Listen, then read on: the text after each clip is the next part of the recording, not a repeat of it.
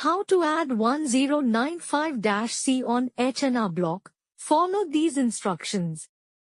Log into your H&R Block account and open your 2025 tax return from the main dashboard to start entering your information.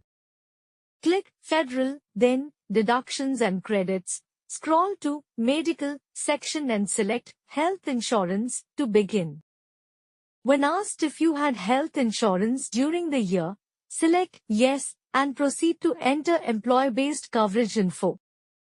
Answer Yes to the question about employer-offered coverage, which matches the details shown on your Form 1095-C. Enter who was covered, you, spouse, dependents, and select the correct months based on your Form 1095-C.